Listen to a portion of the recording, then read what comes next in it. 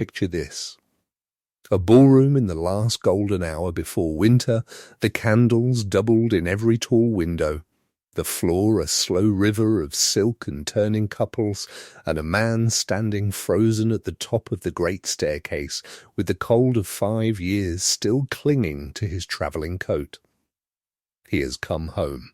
He has rehearsed this arrival 100 times on the decks of ships and in the swaying dark of hired carriages and in the sleepless grey of foreign inns where the ceilings were too low and the wine too sweet, and in every single rehearsal she is waiting for him. She is small and pale and quiet and grateful at the bottom of those stairs, exactly where he left her. And she takes his hand and forgives him with her eyes before he has said a word, because that is what loyal women do, and she was. He had always been sure a loyal woman. But she is not waiting. She is dancing. She is laughing with her head tipped back at something a younger man has murmured to her, and there is a second gentleman at her elbow holding her fan as though it were a commission from the king, and a third turning his shoulder to a countess mid-sentence to catch her eye across the width of the room. Every unmarried gentleman of consequence in 3 counties has arranged himself, without quite deciding to, around the woman he abandoned. And the Duke of Wexford, who once looked at his wife over a breakfast table and privately decided she was loyal and dull and would suspect nothing and could safely be left to keep his coat warm until he wanted it again, understands in a single unbearable instant that he has sailed home to a country that has forgotten he was ever its king. If you have ever been discarded by someone who simply assumed you would wait, who treated your patience as a debt they need never trouble to repay, who counted on your silence the way a careless man counts on a bridge he has never once thought to inspect, then you already understand the particular quality of the silence that Eleanor learned to keep in the long, cold years of that house. Before we go on, wherever in the world you are watching this from, take one moment to tell me the name of your city in the comments below, because I like to know where in the world this story is being heard tonight. And if you believe, as I do, that a woman's worth was never in the moment she was chosen, then subscribe and stay close, because the Duke of Wexford is about to be taught, slowly and in front of everyone, the exact and terrible value of the thing he threw into the sea. But to understand how a discarded Duchess became the most sought-after woman in 3 counties, we have to go all the way back to where it truly began, to a marriage that 2 men arranged the way merchants arrange the sale of a fine but inconvenient piece of property over port, before the property had spoken 100 words to the man who was buying it. Eleanor came to Wexmore Hall at 19 with a dowry large enough to re-roof the failing east wing 3 times over, and a name new enough to want gilding and old enough to be worth the gild.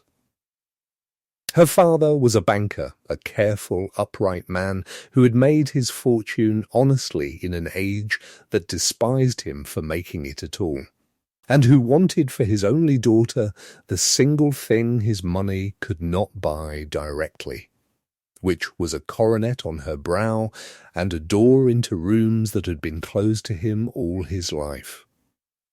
The old Duke, Julian's father, had a coronet and a leaking roof and a gambler's debts and an appetite for exactly the kind of money the banker had, and so between the 2 men, the one who had everything but money and the one who had everything but rank, the thing was settled comfortably over 3 glasses of port on a wet October evening, while Eleanor sat upstairs with her needlework and was not consulted. She met her husband 4 times before she married him. Julian, Duke of Wexford, by the time they wed. For the old Duke had the grace to die of his own excesses within the year, was handsome in the effortless, careless way of men who have never once in their lives had to be anything more than handsome.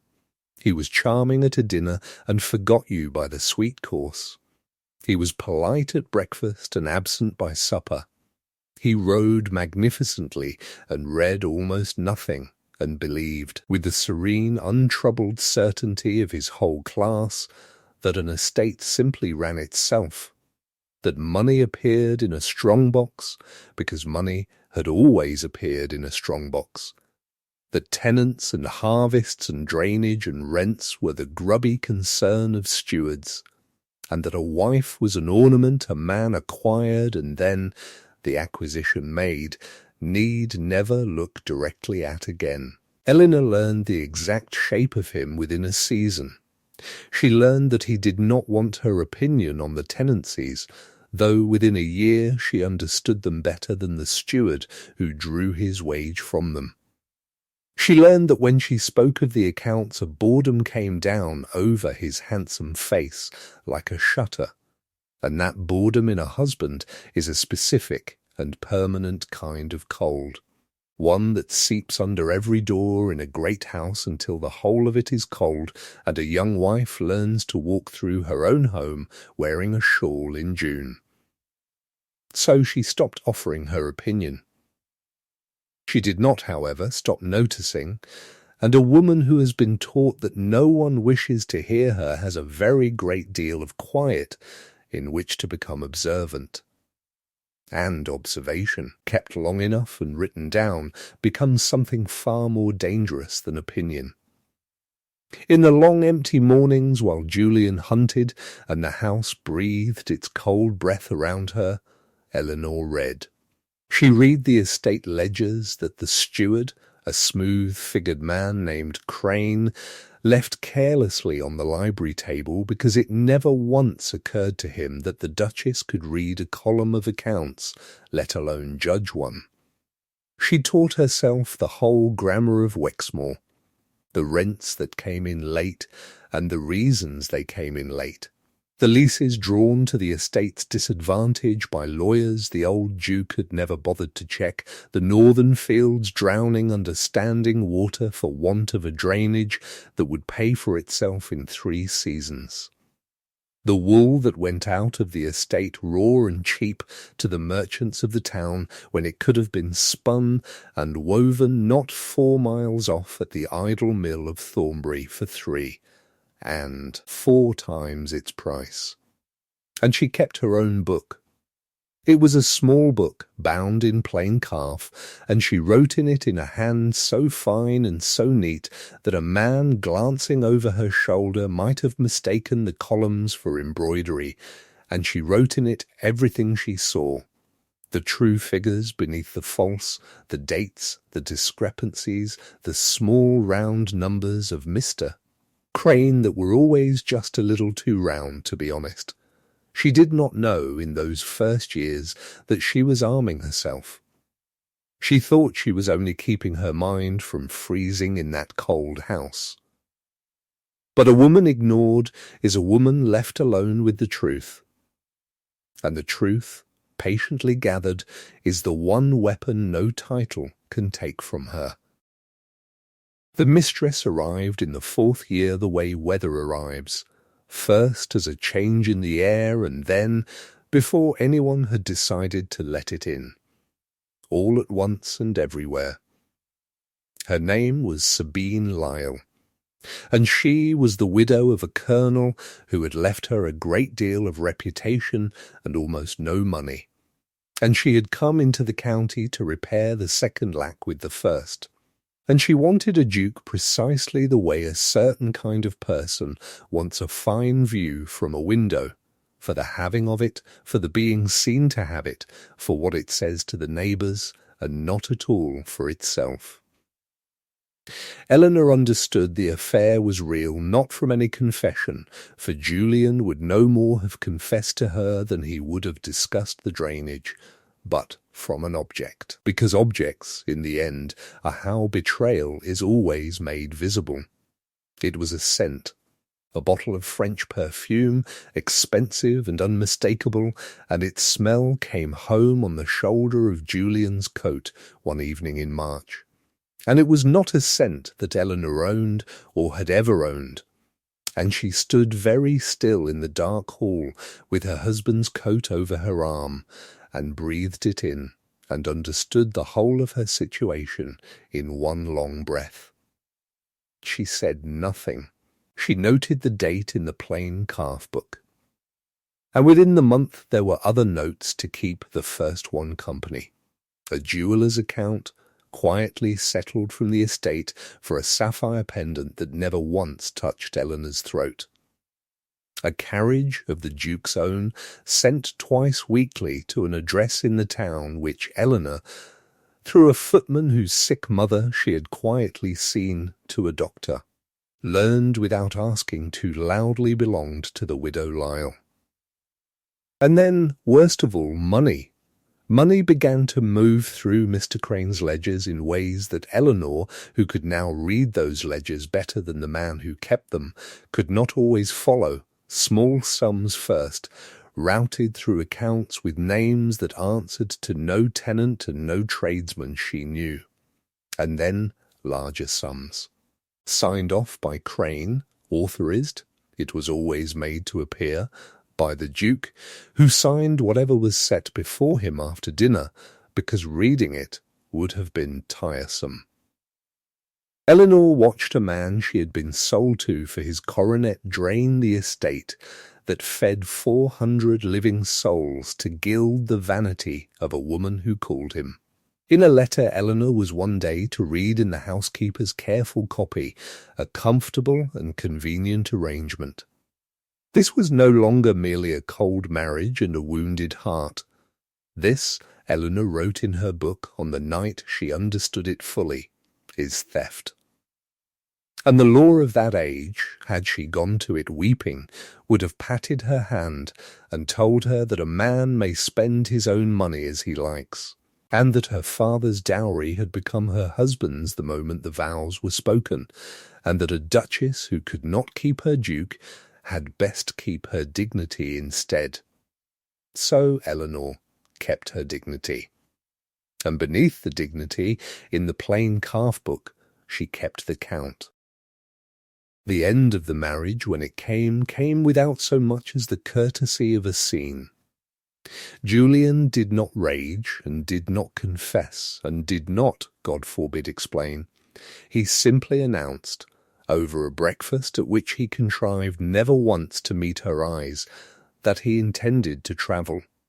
His health, he said, buttering his bread, required a warmer climate for a season. Perhaps 2, perhaps longer. One could not be certain with the lungs. And Mrs. Lyle, being a lady of delicate constitution and no near family to see to her, would be travelling in the same party for the sake of propriety. He used the word propriety without appearing to hear it, the way a man drops a coin he has not troubled to look at. And Eleanor would of course remain to see to the house, which he was sure she would find within her capabilities. He did not ask her to come. It plainly had not entered his mind that she might wish to, or that his not asking might wound. He left her Wexmore Hall the exact way a man leaves a coat he has grown tired of on a peg by the door, expecting it to hang precisely where he dropped it, gathering a little honest dust, until the day some future whim moved him to want it on his shoulders again. And here is the thing that Julian, Duke of Wexford, did not understand on the morning his carriage rolled down the long avenue, and would not understand for 5 long years after, and would only understand at last in a crowded ballroom with the floor giving way beneath his certainty he had not abandoned his wife in an empty house. He had left her alone with the ledgers. He had left her the keys to every room and every strong box and every locked cabinet in the place. He had left her 400 tenants who had watched her through 3 hard winters, hem their children's coats with her own hands and send her own physician down to their sick, and who felt for her a loyalty that no duke's rent-roll had ever purchased. And he had left her a rage so cold, so level, so entirely without heat, that it did not feel to Eleanor like rage at all. It felt like arithmetic. She stood at the tall library window and watched the carriage carry her husband and the widow Lisle down the avenue of limes and out through the iron gates and gone. And she did not weep, and she did not scream, and she did not so much as press her hand to the cold glass. She turned back into the great house that was now, for as long as he chose to be absent, entirely and unanswerably hers to command. And she spoke 2 words aloud to the listening hall, and the 2 words were, "We shall see." What Julian left behind him was far worse than an empty house. It was the appearance of solvency stretched like fine paper over a hollow. When Eleanor sat down in that first clear week and required Mr. Crane to open every book to her, in her own name and by her own authority as Duchess, an authority no one had ever thought to strip from her because no one had ever imagined she would think to use it, she found beneath the smooth surface the true and rotten shape of the ruin the affair had made. The estate was bleeding from a dozen small hidden wounds, and every wound, when she traced it, led back to the same 3 hands. There was Julian's careless hand, that signed. There was Sabine Lisle's grasping hand, that took. And there was Mr. Crane's forging hand that made the whole machine turn. For it was Crane, she saw now with a cold and total clarity, who had invented the accounts the money vanished into, Crane who had drawn the false assignments, Crane who had discovered years ago that a bored duke will set his name to anything laid before him after a good dinner and a second bottle. Eleanor understood, sitting alone in that cold library with the true figures at last laid bare before her, a thing that reshaped everything that came after. Her husband was not the architect of her ruin. He was only its most useful and most willing fool. The architect stood at her very shoulder, had stood there for years, smiling and smooth and certain of his safety, and the architect had just made the single greatest error of his career, which was to look at the Duchess of Wexford exactly as his master had looked at her, as a decoration, as a dull and loyal thing, as a woman who need not be feared, and to leave her unwatched with the evidence of his crimes. She let him go on thinking it. She did not dismiss him. A tool is a great deal more useful kept in the hand than flung into the fire, and a thief who believes himself unsuspected will, given rope and time, weave his own noose with a thoroughness no accuser could match. So Eleanor smiled at Mr. Crane, and thanked him warmly for his diligence in her husband's absence, and asked him, in the sweet, helpless voice she knew how to wear like a shawl, whether he might teach her a little of the accounts, only the simplest part, so that she need not trouble his valuable time with a widow's foolish questions. And Mr. Crane, delighted beyond measure to find the mistress as harmless and as biddable as the master, sat down and taught the Duchess of Wexford the very machinery of his own fraud, every gear and lever of it, while she nodded and thanked him and wrote it all down that night in the plain calf book. Because she always wrote it all down. But a ledger is not a life, and Eleanor had no intention of spending her husband's absence merely tallying over and over the many neat ways in which he had wronged her. Counting the wound does not heal it. She meant to build.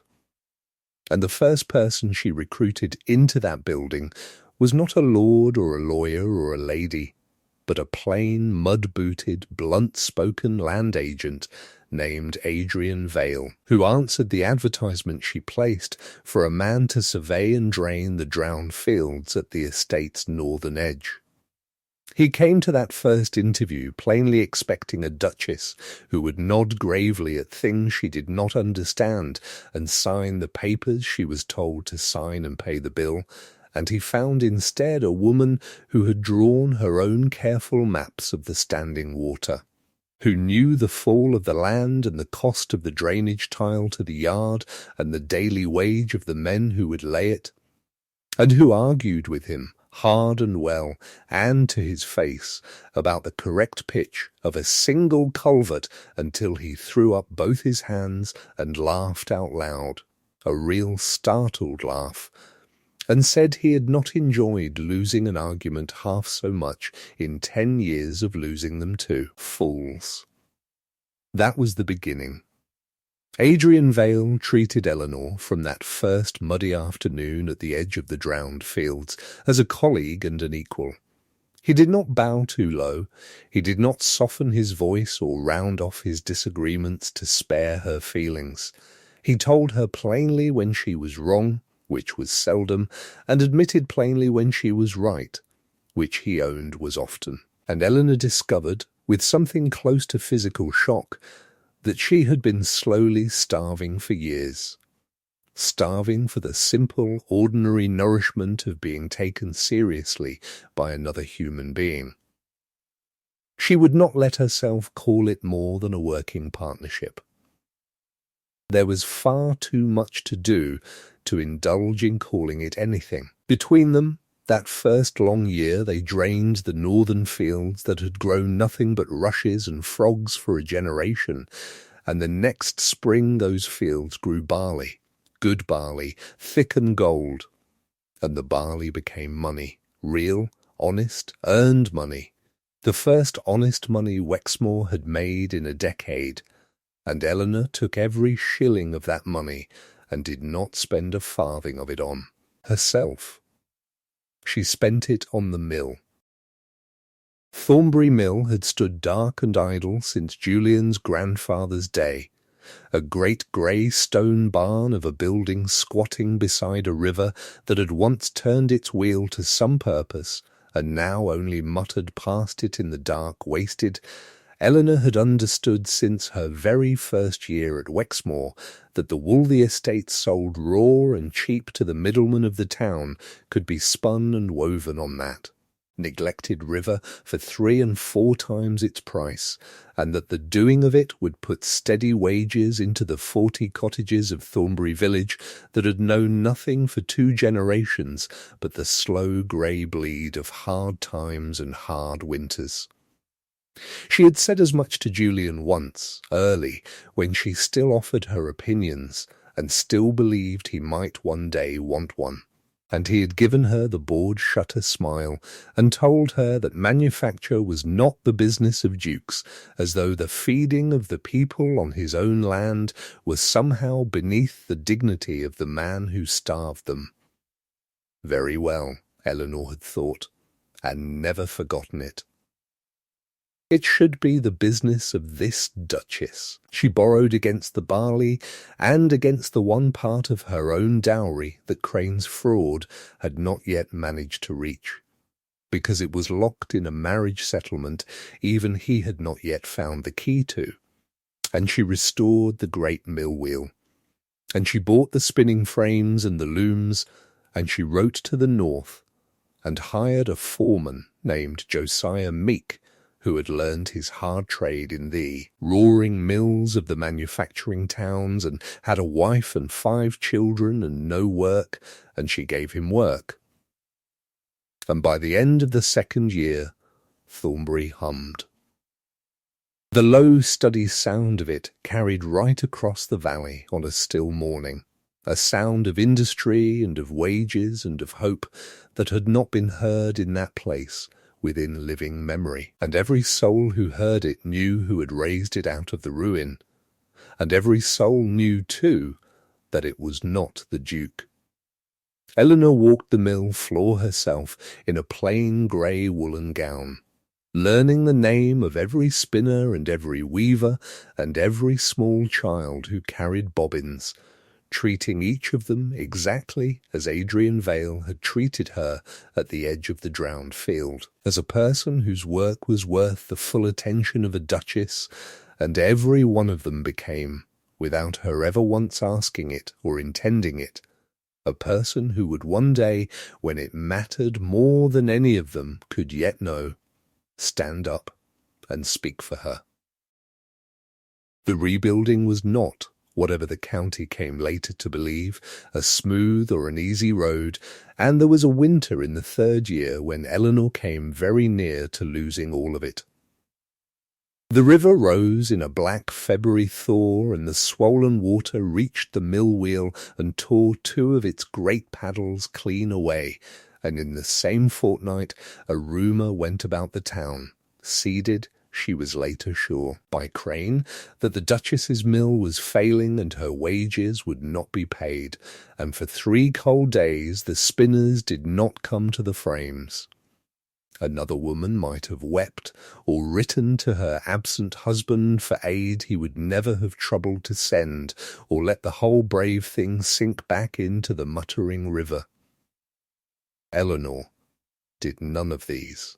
She walked down to Thornbury herself in the sleet, and she stood in the wet mill yard before the frightened, doubting people, and she opened the honest account book to them, the true one, and showed them plainly, figure by figure, that the wages were there and would be paid, that the mill was sound, that only the wheel was hurt and a hurt wheel could be mended. She told them she would pay every soul their full wage for the idle days out of her own dowry, and that the woman who spread the rumour of failure had best find honest work of her own. And then she rolled up the sleeves of her plain grey gown and worked in that yard beside the millwrights until the light failed, and the next morning every spinner came back to the frames, and within the month the wheel turned again, truer than before. It was in the settling of that crisis that she gained the last and quietest of her great allies, a troubled young bank clerk named Peter Sellis, who had helped Crane route the estate's money through the paper accounts and had lain awake ever since with the guilt of it, and who, hearing how the Duchess had stood in the sleet and opened her honest books to her own workers, came to her privately one evening with a leather case under his arm, and in it the true duplicate ledgers of every false transaction he had been made to record. He asked for nothing but the chance to set right a wrong he had been too weak to refuse.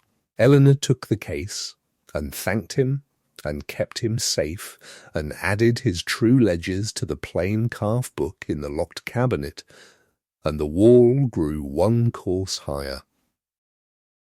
She had believed, in her cold and careful arithmetic, that she was only rebuilding an estate. She had not yet understood that she was rebuilding herself, and that the 2 things had become, without her noticing the moment it happened, the same single thing. The Eleanor who had watched a carriage carry her husband down the avenue had been a woman defined entirely by an absence, a wife with no one left to be a wife to, a decoration taken down from the wall and stood in a corner facing the plaster. The Eleanor who walked the humming mill floor in the 3rd year was a woman defined by presence, by the 400 lives she had turned with her own hands and her own patient mind, from ebb to full flood, by the barley in the northern fields and the wool on the Thornbury looms and the physician's carriage she kept always ready for the tenant's sick, and presence, real presence, the kind a person earns and cannot buy, is a form of beauty that no dressmaker in London has ever learned to cut. People began to notice her. The gentry of 3 counties, who had for years thought of the Duchess of Wexford, When they thought of her at all as a pale, unfortunate creature married to a careless man and best pitied quietly, began to hear the tales of the drained fields, of the roaring mill, of the tenants who spoke her name with a loyalty that no rent could ever buy, and one by one, cautiously and then not cautiously at all, they began to want to be near her. It began with dinners. A neighbouring baronet, Sir Henry Combe, a widower of good sense and better acres, seated her at his own right hand, and hung upon her account of the northern drainage as though it were the finest poetry recited in London that season. A clever, ambitious younger son named Mr. Aldous Frayne, who had his own family's failing lands to mend and no idea how to begin, sought her counsel and went away half in love with the mind that had given it to him so plainly and so well. And through the whole of it, at her side in the plain coat and the muddy boots, Adrian Vale worked on, and said nothing, and watched the county begin to circle the woman he had come to survey a drowned field for, with a steadiness that Eleanor had begun. In the private pages she now kept of her own heart as scrupulously as she kept the pages of her accounts, to lean upon in ways she was not yet ready to give a name. There was a thing about Adrian Vale that Eleanor did not learn from Adrian Vale, and did not learn until the third hard winter of the rebuilding, and learned then from the last person in the county she would have expected to become her ally, the Dowager. Lady Margaret, Julian's mother, had lived out her long widowhood in the dower house at the far edge of the great park, a tall, dry, formidable old woman who had greeted Eleanor's arrival years before with one cool head-to-foot assessment, and had never afterward quite thawed, for she had wanted for her only son a grander and older match than a banker's daughter, however gilded, and had never let the banker's daughter entirely forget it. But Lady Margaret was, above every other thing in her nature, a woman who loved the name of Wexford as a thing far larger and far older than any single fool who happened to carry it, and she had watched her son drain that ancient name to gild the vanity of a colonel's grasping widow with a mounting and perfectly silent fury. And she had watched, through the same 3 years, the banker's daughter she had once so coolly disdained take the ruin her son had made of it all, and turn it, acre by acre and loom by loom, into the finest run estate in the county. And somewhere in that third winter the Dowager's cool assessment had turned, without a single word being spoken between the two women, first into a grudging respect, and then into something a great deal more useful than respect, which was a firm and settled alliance. It was the Dowager who summoned Eleanor to tea in the dower house one iron grey afternoon and told her, over the thin porcelain, that she had taken the liberty of making certain inquiries about the land agent, Mr. Vale, for a woman in Eleanor's exposed position, she said dryly, could not be too careful about the men she chose to trust, and that the inquiries had come back with a most curious answer. Adrian Vale, the Dowager said, watching Eleanor's face over the rim of her cup, was not, strictly speaking, a land agent at all. He was the second son of the Earl of Rensfield, estranged these 10 years from a father who had wished him to marry a fortune and idle away his life, ornamenting a country he had come to hold in contempt. And he had walked away from the whole of it, the name, the allowance, the gilded and comfortable uselessness of it, to earn an honest living by the one skill in the world he cared to master, which was the making of land yield up what it could. He had told no one at Wexmoor who he truly was, because he wished above all things to be valued for what he did with his hands and his head, and not for what he was called in a book of peerage. And Eleanor hearing it in the grey light of the dower house, understood at last why the man had never bowed too low to her, and why she had never once, in his plain and muddy company, felt herself to be above him, or he beneath her. He was the very anti-Julian. He had thrown away, deliberately and for the sake of being real, the exact thing her husband had used to purchase her and then discard her, and Eleanor sat very still with her cooling tea and understood that she had, without permission and without noticing, begun to love him. The reckoning, when it began as all such reckonings do, with the villain's overreaching, because boldness in a thief is only an appetite that has outrun its own caution. Crane and Sabine Lyle had grown fat and confident in the Duke's long absence, and their letters to one another, which Eleanor read in the housekeeper's patient copies, for Mrs. Pell, who had served Wexmoor 40 years, kept every scrap of paper that passed through her hands from an instinct far older and far surer than mere loyalty, and had been quietly setting aside the interesting ones for the Duchess since the first March that a French scent came home on a coat. Those letters showed a scheme that had swelled far past the affair that spawned it. They no longer meant merely to bleed the estate, they meant now to take it entire. They had found themselves a soft-handed, soft-spoken solicitor in the town, a Mr. Hargrove, and between the three of them they had begun to build a whole machine of law to challenge Eleanor's own marriage settlement, to argue on forged assignments Crane had been manufacturing for years, that every improvement she had made with her own borrowed money and her own sleepless labour, the drained fields, the humming mill, all of it, belonged not to the Duchess, but to the absent Duke. And thence, through a chain of invented debts, to creditors who did not exist. Creditors who were in truth only Crane and Hargrove and Sabine Lyle wearing masks made of paper. If the machine ran as they meant it to run, it would strip Eleanor of everything she had built out of the ashes and turn her out of the very house she had saved. And it would do it.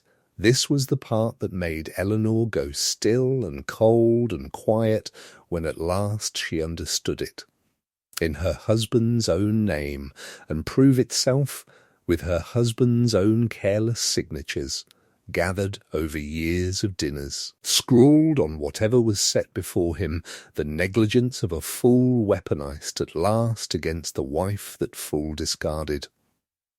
The papers were served on a bright morning in the 5th year, laid on Eleanor's own desk in the very library where she had first taught herself, at 19, to read a ledger, and Mr. Crane brought them himself, and stood back, and watched her read them with the particular deep hunger of a man who has waited a very long time to see a proud woman weep. Eleanor read every page to the bottom. She did not weep. She set the papers down, squared their edges neatly with her 2 hands, looked up at Mr. Crane with a face as level and unreadable as a ruled line, and said that she would require a few days to consider her position. And Mr. Crane, mistaking a duchess's arithmetic for a widow's defeat, bowed and thanked her and withdrew, and Eleanor turned in her chair to the locked cabinet behind the desk, where 5 patient years of small neat handwriting waited in the dark, and she began at last to lift out the stones she had spent 5 years gathering, and to lay them, one upon another, into the shape of a wall that no forgery on earth could ever hope to climb. She did not take her wall to Mr. Hargrove, nor to any local court that a Hargrove could reach in Greece.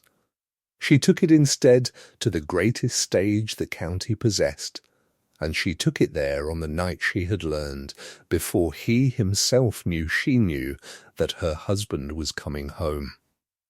For Julian, 5 years gone, had at last grown weary of the widow Lyle's expensive delicacy, a delicacy that had thinned and sharpened over 5 costly years into something that no longer flattered him, and had turned his ship for England, meaning to slip quietly back into his estate and his title and his warm forgotten coat on its peg, and had not the smallest notion of what that coat had become in his absence. Eleanor learned of his return before he could announce it from a shipping clerk at the port whose sister spun wool at Thornbury, and she did then a thing of such cold and perfect design that the dowager, when at last she understood the whole of it, laughed aloud for the first time in a decade of grief and fury. Eleanor arranged for the reckoning and the return to fall upon the very same night. The quarterly assembly of the county was near, the great gathering of all the gentry for 40 miles at the assize town, where reputations and fortunes were made and unmade in a single evening under the doubled candles, and she engaged the assembly rooms for it. Or rather, Adrian Vale engaged them in his own true and newly reclaimed name, for on the very eve of the assembly he had done at last. At Eleanor's quiet urging, and for the sake of the storm that was coming, the thing he had refused to do for 10 years. He had written to his father, the Earl of Rensfield, and made a careful peace, and reclaimed the courtesy title that had always been his by blood, so that the man who had won a duchess's whole heart as a mud-booted land agent might stand up in that crowded room as the acknowledged heir to an earldom, and, standing so, be heard by men who would never have troubled to hear a land agent. And so the county gathered, and the candles were doubled in the tall dark windows, and the music began, and Eleanor, Duchess of Wexford, walked into that ballroom in a gown, the deep gold of barley at the harvest, and let the whole of 3 assembled counties see, with their own eyes, what 5 discarded years had made of the quiet woman a careless duke had left hanging on a peg. They came to her the way iron comes to the lodestone, helplessly and from across the room. Sir Henry Combe, the widowed baronet, was first at her side, and then clever, ambitious Mr. Frayne, and then a viscount who had ridden 2 days from the far side of the next county solely because the tale of the Thornbury mill and the woman who raised it had reached even him. And then another gentleman, and another, until the plain visible fact of the whole evening was legible to every eye in the room, from the highest to the lowest, that the most sought-after woman in 3 counties was the discarded Duchess of Wexford, and that every unmarried gentleman of any consequence had arranged himself, without deciding to, around her like courtiers about a throne they none of them dared sit upon. And it was into precisely this that Julian walked. He came late and travel-stained, and certain, with the sharpened, faded widow Lyle on his arm, a woman 5 years thinner and 5 years harder, and no longer paid for by anyone. And he stood at the head of the great staircase and waited, out of a lifetime's unbroken habit, for the room below to turn to him as rooms had turned to him since the day he was born. And the room did not turn. The whole shining river of the room was flowing the other way. It was looking at his wife. He saw her at the centre of that admiring press, laughing, golden, radiant, and utterly and visibly beyond his reach, and he saw at her side a tall, plain-faced, plain-spoken man whom half the great families in that room were now addressing with careful respect as my lord, and Julian, Duke of Wexford, felt the marble floor of his lifelong certainty crack and give way beneath his travelling boots. He crossed the room to her.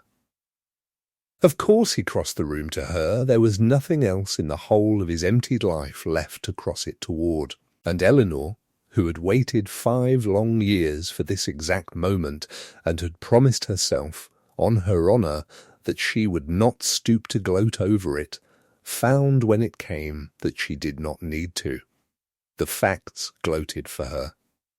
Julian stood before his wife, and the whole assembly fell silent around them to watch, and he opened his mouth to reclaim what he was sure was still his. And Eleanor looked at him with a calm so entire and so complete that it was very nearly a kindness, and she said clearly, so that every soul in that hushed room heard every word, that she was glad to see him returned in health, and that he would find the house in good order, in far better order indeed than he had left it, and that she hoped most sincerely the warmer climate had agreed with Mrs. Lisle.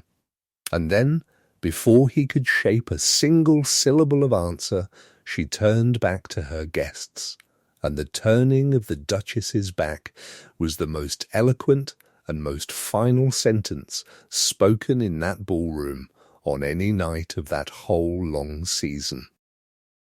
But Eleanor had not gathered 5 patient years of paper only to snub a man at a ball, however satisfying the snub, and the true reckoning was not a matter of the wounded heart, but of the cold and unanswerable law, and it fell the very next morning at the county assizes, where the challenge to her marriage settlement was set down to be heard. Crane and Hargrove and Sabine Lisle came into that panelled courtroom expecting to strip a helpless and abandoned woman of the last of her estate, and they found waiting for them there not a helpless woman at all, but a wall 5 years in the raising, stone laid on patient stone, that no argument of theirs could climb or breach or undermine. Eleanor did not rage in that court, and she did not plead, and she barely in the end needed to argue, for she let the documents do all her arguing for her.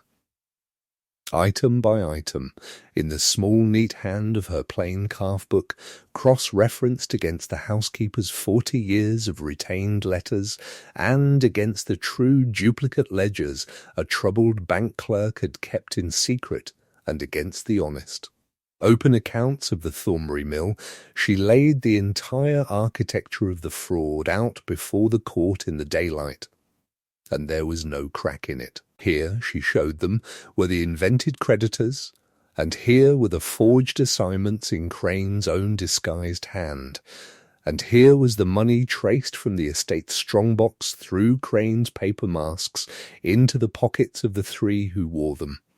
And here, at the last and worst, were the letters, Sabine Lisle's own letters, and Crane's own replies, in which the 2 of them had coolly planned the theft of an entire ancient estate in the name of a duke whom they both, in their private ink, called a convenient fool. The court, which had assembled that morning expecting some dry and technical matter of settlement, found itself instead the astonished witness to the exposure of one of the largest and most brazen frauds the county had known in a generation.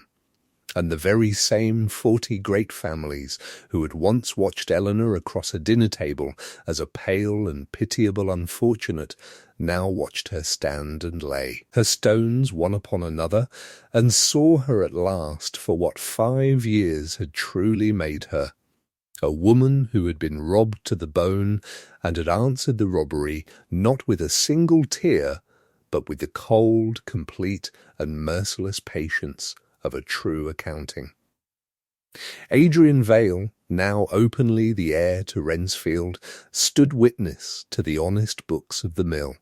The Dowager, Lady Margaret of Wexford herself, rose in that court and stood witness against the stewardship of her own son's estate, choosing the ancient name over the living man exactly as she had long ago promised her own heart she would when the hour came.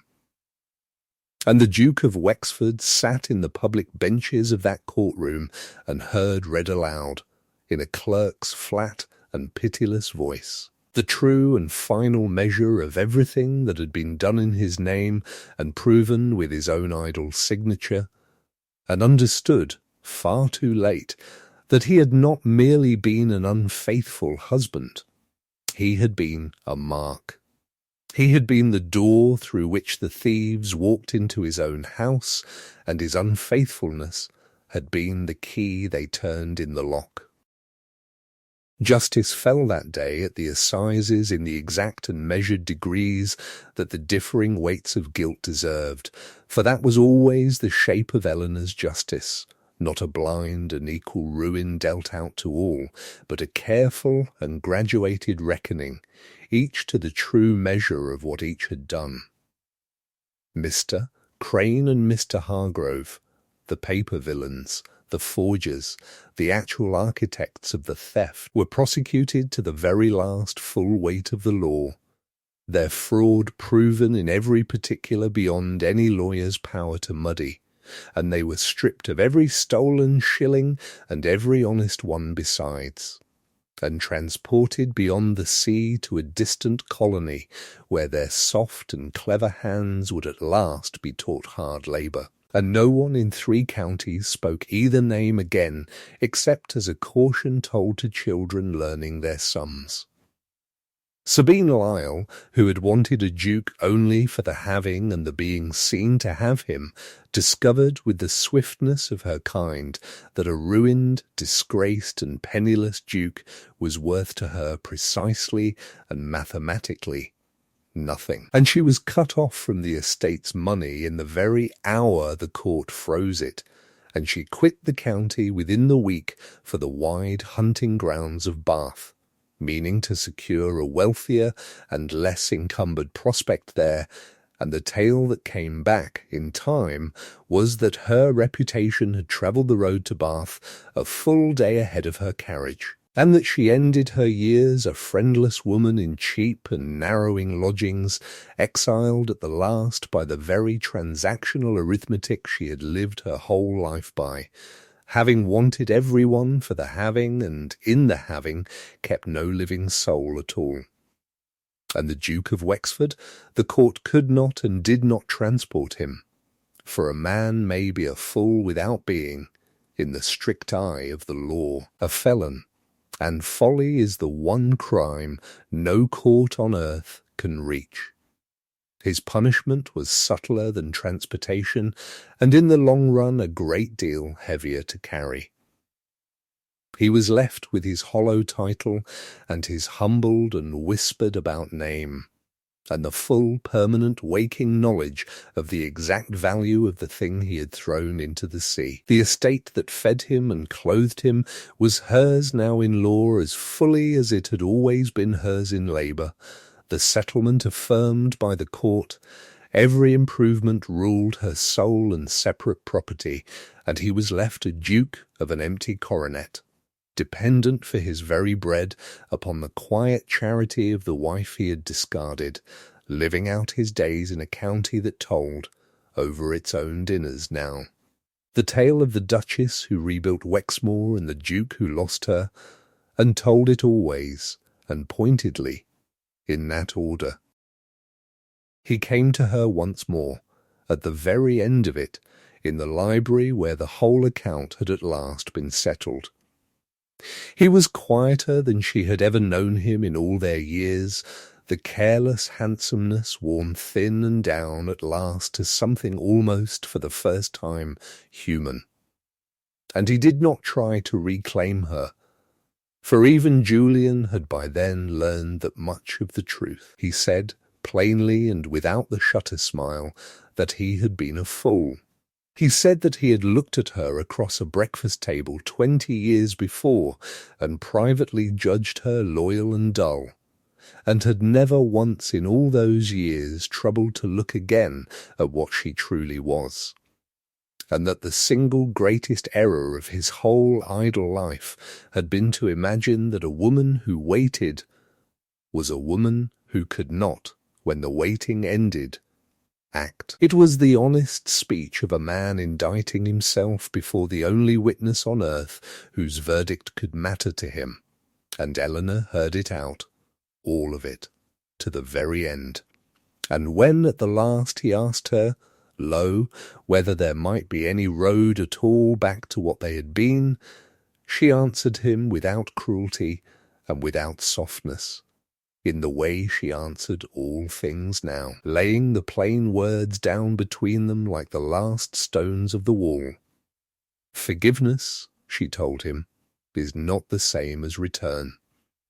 She forgave him, she said, because to go on carrying the grudge would cost her far more than it would ever cost him, and she had a great deal better use for her strength than the carrying of him, but she would not return to him, because the woman he had left hanging on that peg 5 years before had ceased entirely to exist, and the woman who stood before him now in her place had not been chosen by him, and, she said, looking at him steadily, did not need to be, and that, in the end, was the whole and only lesson of it. The lesson she had learned in a cold house, watching a careless man ride carelessly away, that her worth had never once, in all her life, depended upon the moment of being chosen. He left Wexmoor the following morning by the long avenue of limes he had once ridden down so lightly and so certainly, and Eleanor stood at the tall library window and watched his carriage go, exactly as she had stood and watched it go 5 years before, and this time there was nothing at all in her chest as it went, not grief and not triumph, and not even the old cold arithmetic, only the wide and clean and level quiet of an account fully and finally closed. She married Adrian Vale in the spring, in the small grey stone church at Thornbury, within easy sound of the humming mill, and it was the least fashionable and by far the most joyful wedding the county had witnessed in a generation. There were no 40 great families in London silk crowding the pews. There were spinners and weavers, and the drainage men who had drained the northern fields, and the small children who carried the bobbins, scrubbed pink and solemn in their Sunday best, and Josiah Meek the foreman weeping openly and unashamed, and the dowager Lady Margaret of Wexford in the very front pew, weeping too. The honest and astonished tears of a proud old woman who had lived just long enough to see the ancient name she loved come at last to mean something finer and cleaner than any man who had ever borne it. And Adrian Vale stood before Eleanor at the plain altar in a good plain coat, and took her hand as a colleague, and an equal, and a partner, and a man who had once thrown away a fortune and a name for the single privilege of being exactly and only himself, and she gave him her hand as a woman who had herself been thrown away, and who had built, out of the very wreckage of that throwing away, a life so wide and so full and so entirely her own, that the throwing away had come to look, in the calm long light of the years after, like the greatest and most unintended favour any careless man ever did a woman.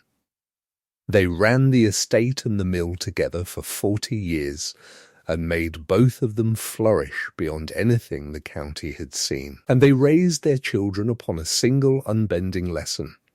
One, the Duchess, would state plainly and without heat whenever a daughter came home slighted, or a son came home overlooked, the lesson she had first learned, and written in a firm hand beneath an old cold accounting in a library at 19. Your worth, she told them and told them again, is not in the moment you are chosen. It is in what you build when no one at all is watching you build it, and in the quiet you have the strength to keep while you build. For patience, properly and coldly aimed, is only revenge waiting for its right moment to arrive. And the sweetest revenge that a wronged soul can ever take is simply a life grown so good, so full. and so plainly your own that the ones who once wronged you must live out the whole of their remaining days knowing, precisely and to the shilling, the exact value of what they let walk out of their gate. She kept, to the last day of her long life, one single thing out of all the old cold time, folded away in the locked drawer of her writing desk, beneath the honest accounts of 40 prosperous years. It was not a jewel, and it was not a love letter. It was the first page of the small, plain, calf-bound private book that a discarded and disbelieved young wife had begun in a cold library. The page where, in a hand as fine as embroidery, she had once set down the true and secret figures of her own ruin, and beneath them, added in a firmer and older hand on the very night that the whole county came to her, and every gentleman in 3 counties courted the discarded Duchess of Wexford, a single closing line. We shall see the first line read in the small young hand, and beneath it, in the firm hand of the woman she had made of herself in the meantime. And now, at last, we have